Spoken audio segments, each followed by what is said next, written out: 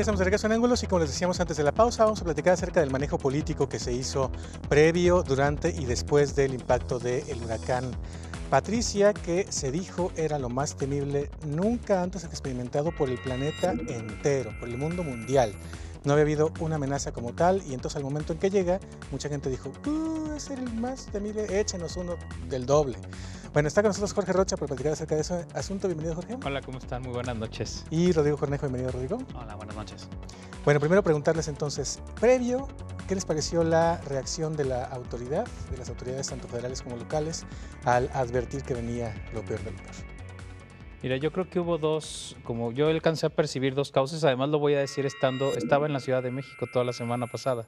Entonces todo lo que estuve viendo fue lo que alcancé a ver en redes, lo que el gobierno explicaba, lo que la gente ponía, etcétera. Y yo vi por lo menos como dos grandes cauces de información. Obviamente uno era el oficial, que iba como avisando, sí, va a haber un huracán, va a caer, etcétera, etcétera. El primer anuncio que a mí me pareció un poco fuerte, pues es cuando Alfaro menciona, bueno, los presidentes de MC de la ciudad hablan de que va a llegar un huracán 3 a Guadalajara. Ahí sí dije, pues, ¿qué irá a pasar? ¿No? Era algo que yo no había nunca escuchado, por cierto. Y por otro lado, bueno, en las redes sociales, pues una infinidad de información que hablaba sobre eso, ¿no? Que era el huracán más grande que se había detectado en el tiempo, ¿no?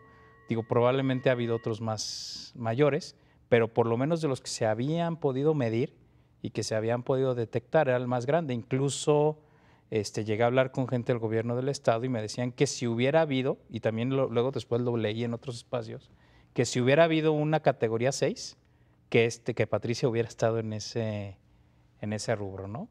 Al final creo que el gobierno empieza como a darse cuenta de este desbordamiento de información, sobre todo el gobierno del estado, y empiezan a sacar, yo ya me di cuenta de eso el viernes en la tarde, viernes tarde-noche, donde empiezan a decir, por favor solamente hagan caso a la información gubernamental.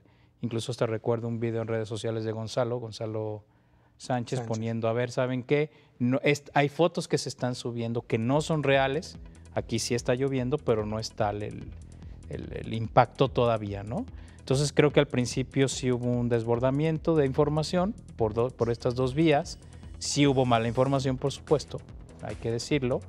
Sin embargo, donde yo sí concuerdo, incluso eso lo puse en redes sociales, creo que ante un evento donde no sabes exactamente qué va a pasar, obviamente hay que prepararse para el peor escenario, ¿no? Y creo que en ese sentido actuaron correctamente tanto el gobierno del estado como los gobiernos municipales.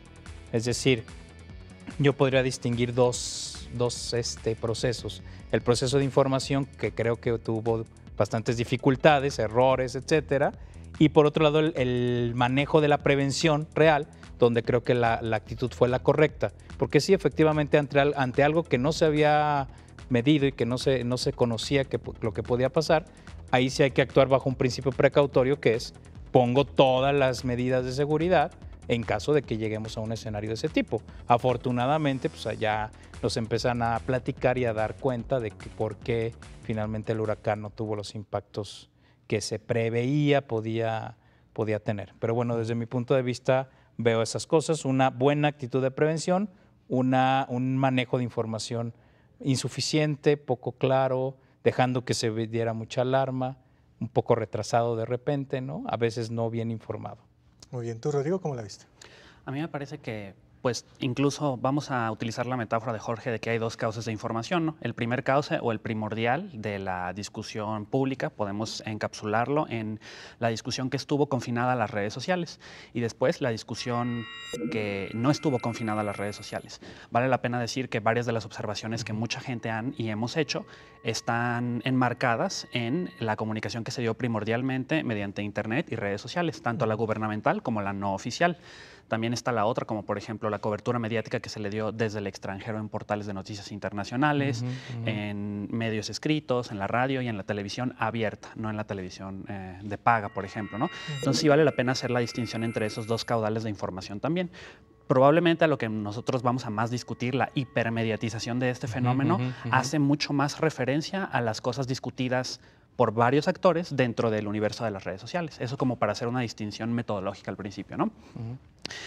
Ya metiéndonos en este marco de referencia que son las redes sociales, a mí me parece que es el primer evento, cuando menos durante este sexenio, incluso podemos distinguirlo del huracán Odile, en donde en el preámbulo de un posible desastre natural se mete a la discusión muchas personas, incluyendo de manera bien fuerte los gobiernos federal, estatal y municipal.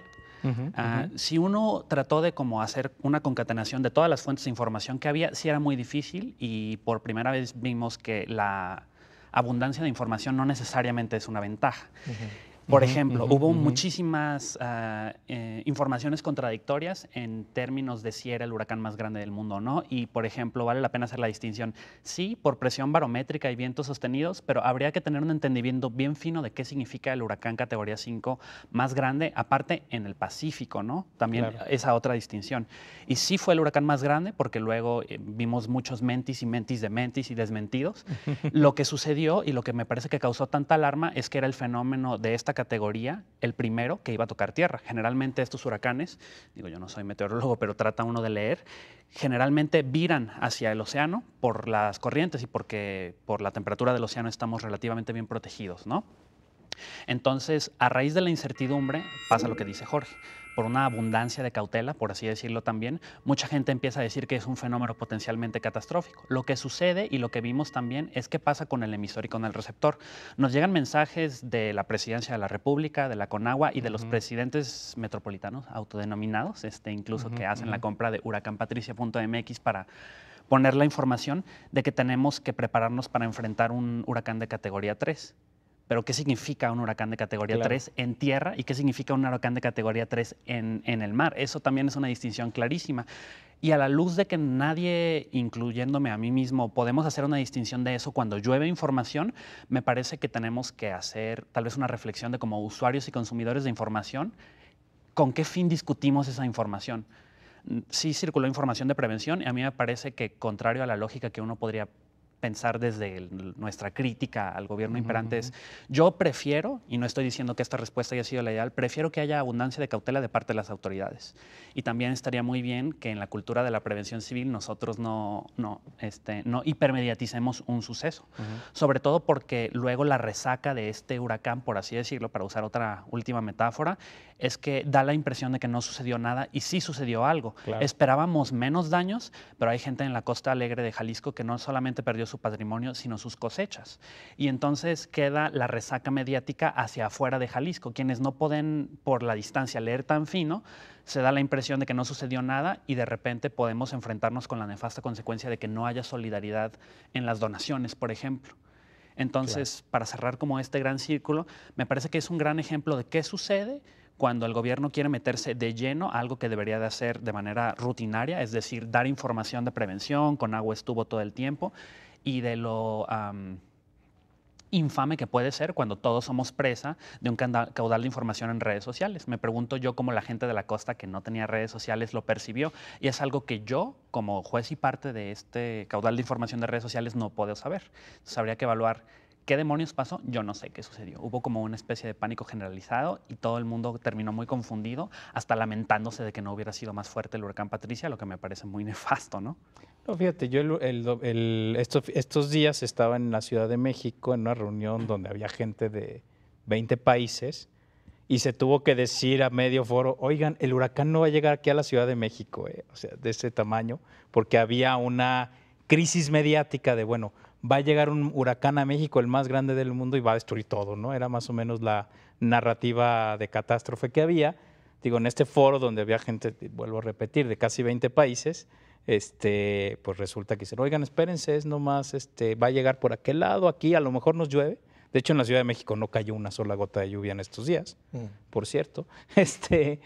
Pero sí es este desbordamiento de información, y yo creo que la otra, que yo creo que sí es un error de comunicación, es sobrevalorar los posibles efectos en zona metropolitana y en Puerto Vallarta, y en esa sobrevaloración se demeritó todo lo que podía pasar en otros lugares, que además así sucedió.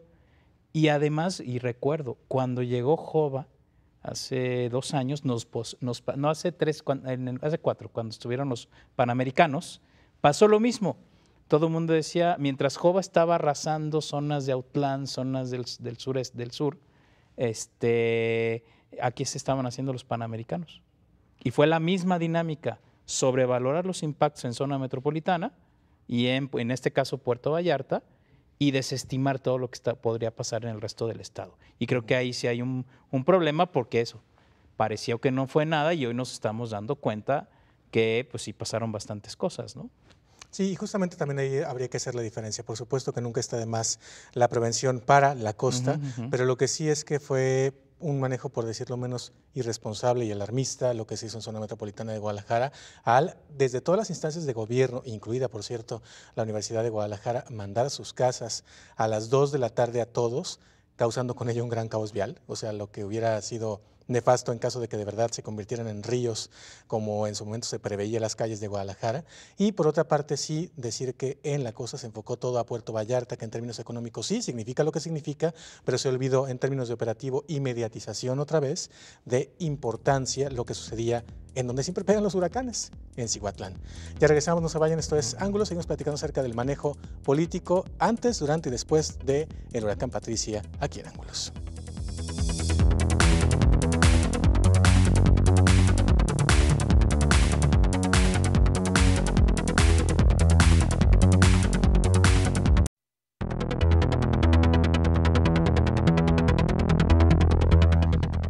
Claro, ya estamos de regreso aquí en Ángulos platicando acerca del manejo político del huracán Patricia antes, durante y después. Y bueno, pues ya platicamos un poquito del antes y ahorita sí que nos detenemos en una parte del antes que fue pues una parte un tanto ridícula, pero vamos al durante. Resulta que durante supimos inmediatamente que había impactado, que media hora antes había disminuido un poco la velocidad de sus vientos, por lo cual se podía prever que el impacto iba a ser mucho menor. Pero además, en ese momento, en la transmisión que teníamos en Canal 44 y en Radio Universidad de Guadalajara, teníamos a un experto, Ángel Millenert, aquí en el foro, diciendo que era imposible y que era una idiotez el hecho de esperar un huracán de categoría 3 en la zona metropolitana de Guadalajara, porque, y después, luego del fin de semana salieron todos los medios a decir lo mismo, pero era obvio y se podía prever desde antes, que desde que hay registro de los huracanes, pero además en la historia de Guadalajara, que son 473 años, no ha habido ningún huracán que atraviese la Sierra Madre Occidental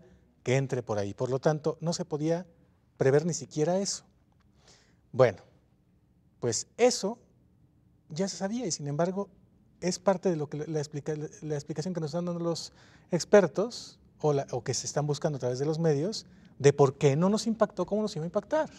Exacto. En primer lugar, también hay que dejarlo bien claro, incluso me parece que los horizontes de la meteorología como disciplina científica tienen un cierto grado de desviación estándar, por así decirlo. Es decir, es imposible prever el clima claro, con absoluta certeza.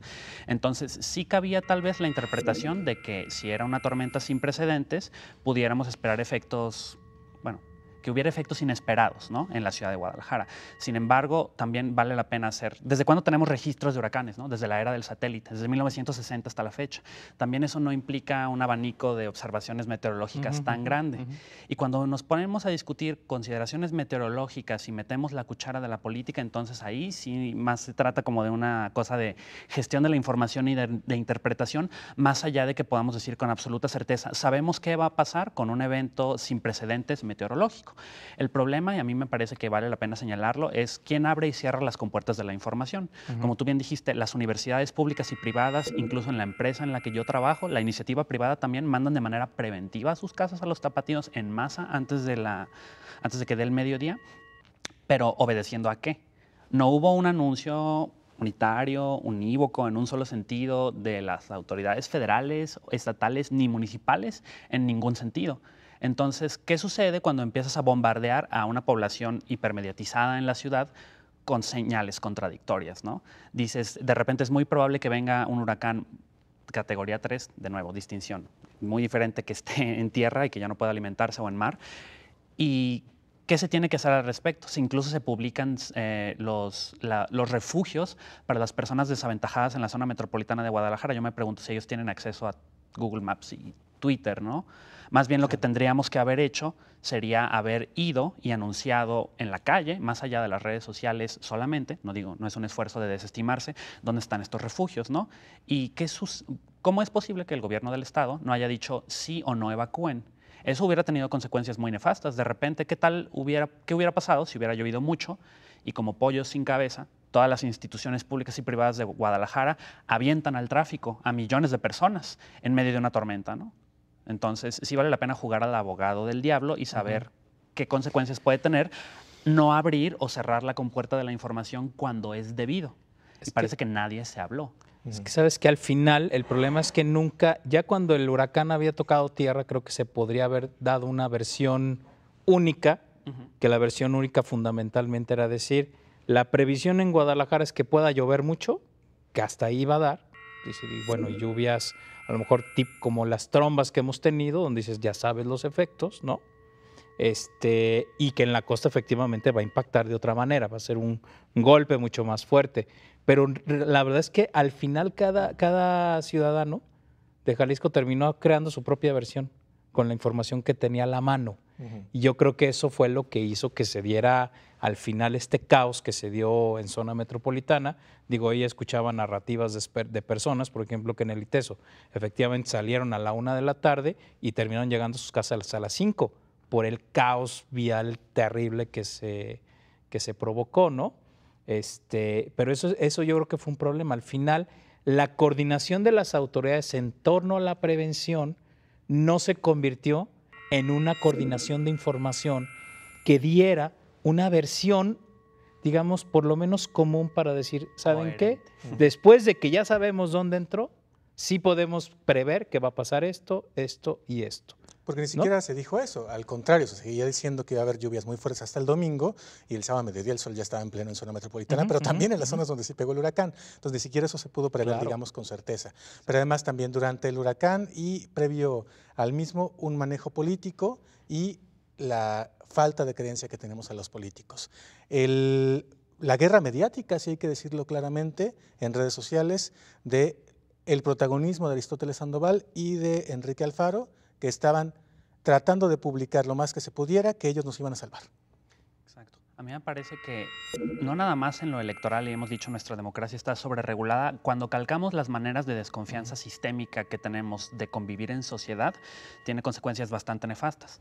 Yo no voté por Aristóteles Sandoval, por ejemplo, pero no tendría ninguna razón para descreer de anuncios que tendrían que estar basados en una predicción meteorológica científica de qué demonios va a pasar si viene una tormenta. El problema es que también somos partícipes de esto, es decir, bueno, los políticos hacen cosas de políticos, esto es una tautología que a veces nos cuesta mucho trabajo aceptar, pero los ciudadanos también hacemos cosas de ciudadanos y de públicos. Entonces, ¿a qué intereses sirve que estos políticos salgan perifoneando o en un torrente de anuncios en redes sociales hipermediatizado cuando tienen públicos que les responden a favor o en contra? Entonces también habría que hacer una evaluación muy crítica de cómo consumimos la información, porque así de inútil es que un gobernador salga a perifonear en zonas de riesgo cuando incluso se pone en riesgo él mismo. ¿Y qué tal si nos hubiéramos quedado sin gobernador? Exacto. Bueno, ya no contestaremos esa pregunta, pero lo mismo, ¿no? Exactamente esa coordinación de todos los municipios metropolitanos del mismo partido político que hacen la compra de un dominio en Internet que se llama huracanpatricia.mx, que no necesariamente está mal, pero que segregan a otro municipio que no cogobierna con ellos, ¿no? Entonces, el problema de abrir y cerrar las puertas de la información, cuando le dices, tú no juegas, es que los que salen atropellados no nada más son ellos, sino nosotros también, ¿no? Nos hacen un panorama mediático incomprensible y que pudo haber cobrado costos. Ese es el asunto que yo creo que está de fondo, porque es, a ver, perfecto, ya nos mega asustaron con que era el peor huracán, como estamos viendo en las imágenes, del mundo mundial y de la historia histórica, ¿no? Lo que también contribuyeron los gringos. Sí, por supuesto, la NASA y el Centro Nacional de Huracanes con sede en Miami, ¿no? Eso es cierto. Bueno, ya, a la próxima vez que nos digan va a pasar lo que estuvo pasando a horas todavía de este huracán en la costa. Miguel Ángel Osorio Chong entrando en vivo con López Dóriga por radio a suplicarle, así literalmente suplicarle a la gente que vivía en las costas de Jalisco, de Michoacán, de Colima y de Nayarit que se saliera de su casa, porque iba a estar el huracán pegando muy fuerte ahí y porque no les creían. Claro. No le creían al gobierno y decían, no, A ver, esa es una estrategia del gobierno para algo, y le temían mucho a una cosa que es lo que sucede en este tipo de tragedias, que es la rapiña. Decían, yo no voy a perder lo poquito que tengo si viene un huracán y prefiero quedarme aquí mojado y inundado, amarrar mis cosas y asegurarme de que no me las van a robar. No le creían. Pero ¿qué va a pasar en la próxima tragedia? En que nos van a anunciar otra vez el apocalipsis y nos vamos a decir, oigan, pero la otra vez pasada no hubo apocalipsis, así que ahora no me muevo. Pues la utopía sería que de repente hiciéramos caso a los anuncios de Protección Civil, que hubiera un mensaje único, un solo mensaje de cada uno de los responsables de los 3 órdenes de gobierno, que fuera coordinado o que fuera sincronizado en la medida de lo posible, y que Protección Civil, que es a quien le toca, hasta donde toque, hiciera los anuncios pertinentes en términos de prevención, no de comunicación política. Eso sería lo que debería o lo que nos gustaría que pasara. Y en segundo lugar también, que hemos visto muchas veces la consecuencia de haber calcado estas maneras, intrigas sistémicas, es que la burra no era arisca, sino que la hicieron. Es decir, la gente tal vez se explica que desconfíen sistemáticamente del gobierno, pero queda del otro lado de la soberanía que se ejerce, no solamente de los gobernados o de los electores, sino del otro lado el hacer gestos que no sean políticos, sino de prevención. ¿Cómo le aseguras a la gente que vas a defender su patrimonio en caso de que desalojen? Claro. ¿Cómo no haces un anuncio muy pronto de que las carreteras ya no son de cuota para que la gente salga? Es decir, incluso si yo hubiese estado en la zona de riesgo, habría tenido mucho problema filtrando esa información crítica que durante las primeras 24 horas necesitaba saber. Entonces, un solo punto de referencia. Y aquí la unidad no es algo indeseable cuando no se ve en términos de comunicación política. ¿Dónde está el punto único de referencia de información de los 3 órdenes de gobierno, donde en menos de 7,000 palabras nos pueden decir qué hacer, qué no hacer y a dónde acudir, ¿no? Es que, ¿sabes qué? Yo creo que lo ideal es que lo que sí hubo en prevención, porque en prevención yo creo que hay que decirlo, que hubo una coordinación y hubo un despliegue de una estrategia que yo creo que fue la adecuada. Eso tendría que pasarse al campo de la comunicación. Pero eso lo que implica es que en ese momento todos los políticos abandonen sus propias necesidades y su propia agenda de interés para decir, le vamos a dar la voz, y en ese caso lo idóneo sería un técnico de la prevención, es decir, al que tendríamos que haber estado escuchando es a Trinidad López Rivas, diciendo, oigan, va así, ya se desvió, es decir, cada vez que hubiera un cambio de señal, que además así pasó el huracán, tenía que haber estado dando la información con las consecuencias que eso implicaba. Entonces despolitizas el asunto, le quitas el componente político y la tentación de sobresalir y de hacer hasta estos perifoneos. Y por otro lado decir, sabes que esta es la información que nos va a coordinar realmente a todos. Creo que eso hubiera sido mucho más valioso. Ceder el mando, ¿no? Exacto. Ahora, hay que decir también que el que sí estaba en la zona donde sí pegó el huracán fue el mayor Trinidad López Rivas, coordinando labores de protección civil, pero con muy poco personal porque todos estaban desplegados en Puerto Vallarta. En ese sentido, ya para terminar con este tema, con el que sigue después de la pausa, les preguntaría, ¿y la comunicación y el manejo de la información después del huracán ha sido el adecuado? Pues a mí me parece que tal vez ni siquiera hemos tenido visibilidad oficial de cómo podemos ayudar a las personas en nuestro propio estado. Han circulado en la crónica de sociales en internet y algunos álbumes de fotografías en redes sociales de cómo quedaron estos pueblos. Yo no he visto, no significa que no exista, pero en la pléyade de información de nuevo, yo no he visto un solo anuncio diciendo, si usted quiere ayudar a la gente de la Costa Alegre de Jalisco, haga esto, done aquí y aquí estamos acopiando cosas. De hecho, más bien lo contrario, lo que ha dicho el gobierno es no lleven nada a los centros de acopio. De hecho, pidió a la Universidad de Guadalajara que cerraran los centros de acopio porque tienen suficiente para atender. Otra vez, y si la gente quiere ayudar, no le damos mecanismos para ayudar. No, lo que pasa es que sabes que es que depende de cómo estamos conceptualizando. Yo creo que no hay un diagnóstico todavía completo de qué pasó, porque dicen, a ver, no hubo muertes y parece que no hubo muertes. ¿Hay casas destruidas? Sí, sí hay casas destruidas y eso implica un tipo de ayuda. Pero por lo que yo he estado leyendo y entresacando es que el problema real tiene que ver con la agricultura en la costa y en el sur de Jalisco.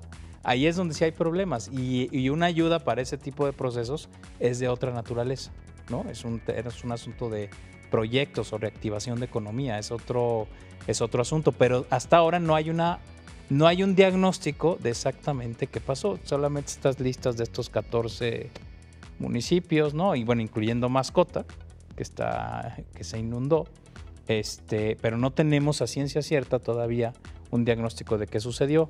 Eso tendría que estar para entonces decir, bueno, ahora la ayuda va a ser de cual o tal manera, ¿no? O sea que ahora al revés, se extraña la sobreinformación que hubo previa al huracán. Exactamente. Bueno, vamos a la pausa. Después de la pausa platicamos acerca de los integrantes flamantes de la nueva legislatura que ayer tomaron protesta y que justamente el próximo domingo comienzan su encomienda.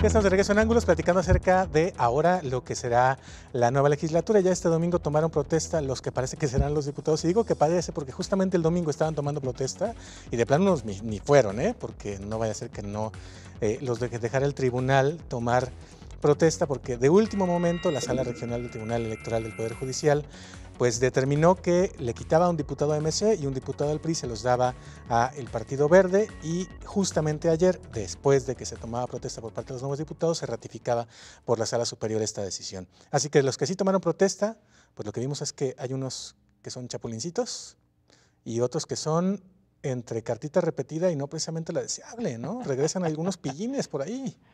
Sí, fíjate que este Congreso, bueno, una primera cosa que hay que decir es que la primera impresión era que Movimiento Ciudadano, solo haciendo una alianza con el PAN, le podía dar para sacar casi todo lo que pudiera sacar, ¿no?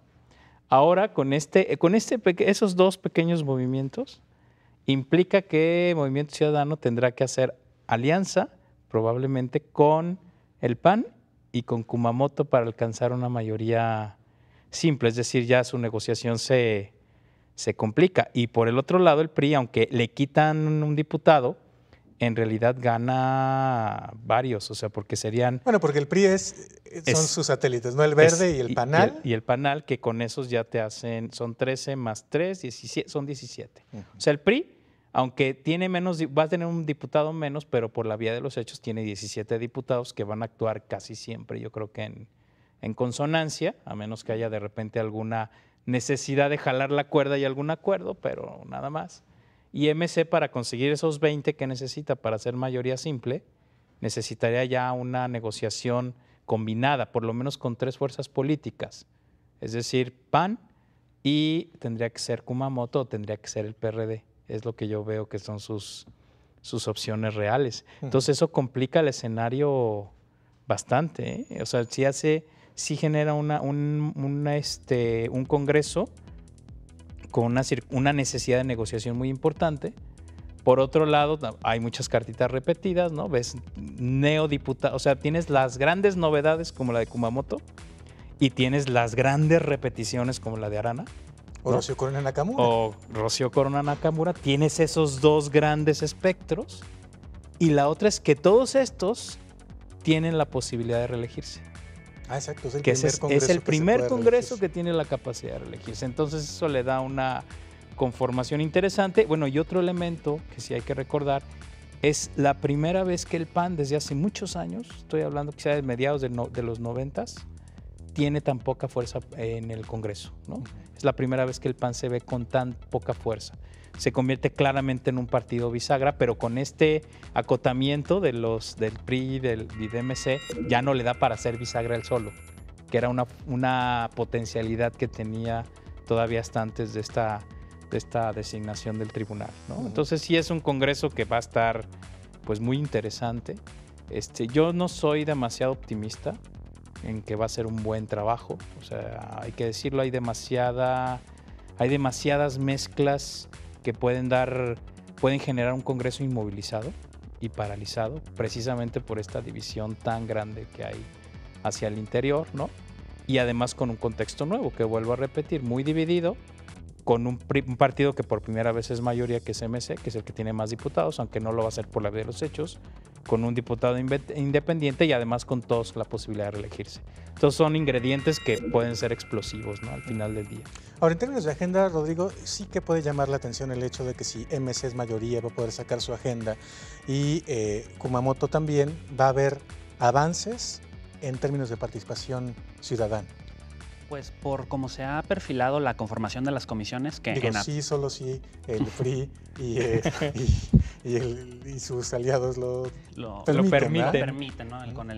Con la venia y el beneplácito de la otra mitad, ¿no? A mí me parece que es interesante observar los procesos, no solamente de cómo se perfilan los horizontes del Congreso, sino la conformación de las comisiones.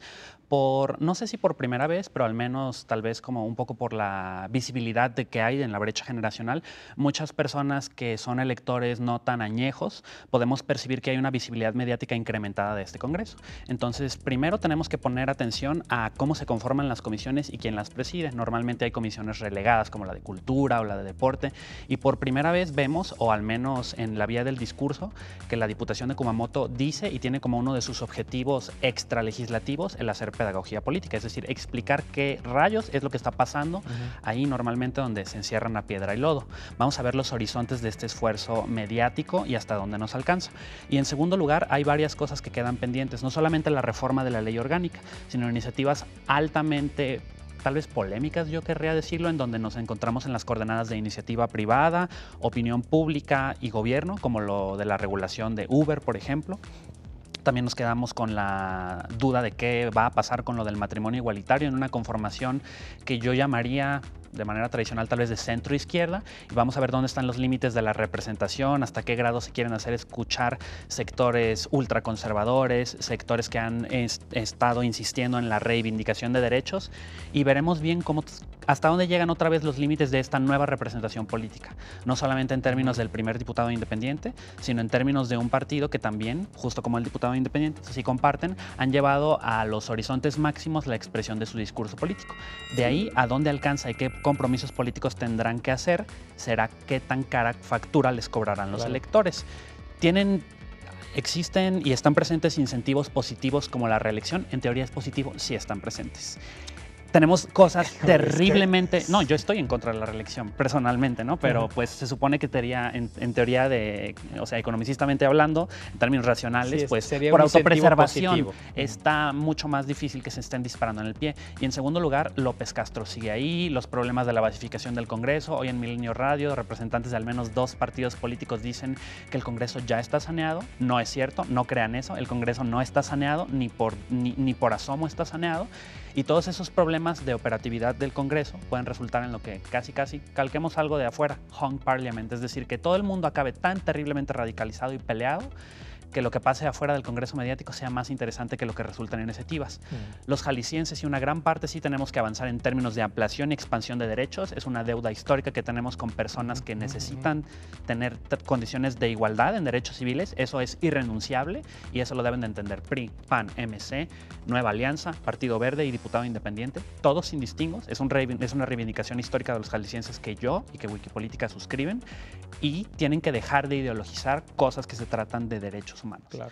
Y también del cálculo político, ¿no? Porque justamente cruzando lo que tú dices y lo que dice Jorge, el asunto de la reelección muchas veces por quedar bien con el electorado al que uno considera, ojo, conservador o en algunos casos liberal, pues es que se va a orientar el sentido de los votos. Ojalá que no sea así y ojalá que sea de verdad por el bien general, ¿no? Y fíjate, este Congreso, por ejemplo, le va a tocar procesos muy importantes. Por ejemplo, la renovación del presidente de la Comisión Estatal de Derechos Humanos, ¿no? Un organismo que tenemos ahí prácticamente inerte. Sí, ahí está. Bueno, ¿tenemos comisión? Tenemos comisión, ese es el tema. Gusta de la buena comida. A este Congreso le va a tocar ese proceso, porque ya no tiene posibilidad de reelegirse.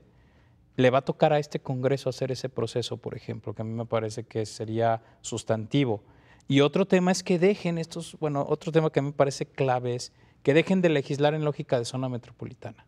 Exacto. O sea, hay una sobre-representación de agenda de la zona metropolitana de Guadalajara. O sea, nuestros diputados legislan para Guadalajara, entendiéndola como zona conurbada, no legislan para Jalisco. Y esa lógica tiene que empezar a cambiar. Eso me parece que es clave para este nuevo Congreso, ¿no? Y ahora también ha planteado por ahí una cosa MC que resulta interesante, porque a veces no es que hagan falta leyes, Sobran incluso leyes. sobran leyes. Ha planteado Ismael del Toro que él, en lugar de llevar propuestas nuevas, va a llevar una lista de cosas que se tienen que eliminar porque nadie les hace caso, porque no existen o porque están rebasadas o porque están duplicadas. Son letra muerta y contradictoria, ¿no? Tácito dice que cuando la República está en su punto más corrupto es cuando proliferan las leyes. Esto es verdadero para la República Mexicana y para el Estado de Jalisco. Lo que debemos de empezar a ver es mecanismos no solamente de fiscalización, sino de ejecución. Es decir, la sobreregulación está presente en todas las esferas de la vida política en Jalisco. Yo me pregunto también dónde están las agendas olvidadas del Instituto Municipal o Estatal para las Mujeres, dónde está la protección a grupos vulnerables, dónde está el campo. Legislar Uber es está en boga, La pero ley no hay Uber en indígena el que no interior. sirve desde que nació.